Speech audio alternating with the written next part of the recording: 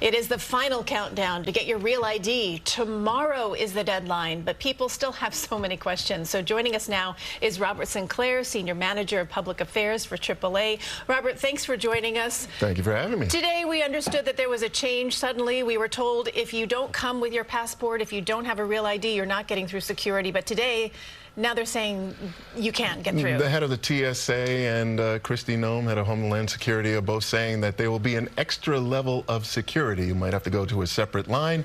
You need to get there 3 hours ahead of your departure time for the domestic flight for this extra level of security. What exactly that will be, we're not sure. But apparently you don't have to panic. If you don't have the real ID and you're flying tomorrow or later, you'll be okay. Okay, so let's get to this question from a viewer. Jerry Saffron asks, can we still get a real ID after May 7th? Absolutely. Okay. And lots of appointments are happening for that. So don't panic. You will still be able to do it.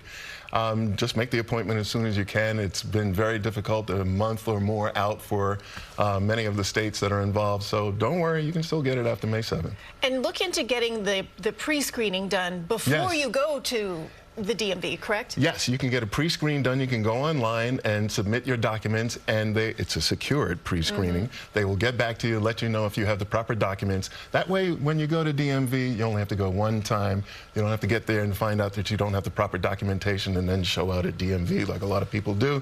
It can be a little frustrating, so do the pre-screening. I didn't know about that until recently, that you can go ahead and do that online, and you'll know before you go whether or not you have everything that you need. Exactly. That's a good safety measure, because the last thing you want to do is waste your time. Yeah, and those lines can get a little long.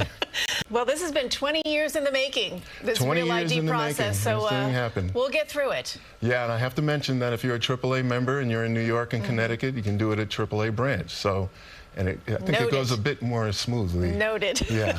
So just go online and make that appointment. Robert Sinclair, thank you for your time. Thank you very much for having me.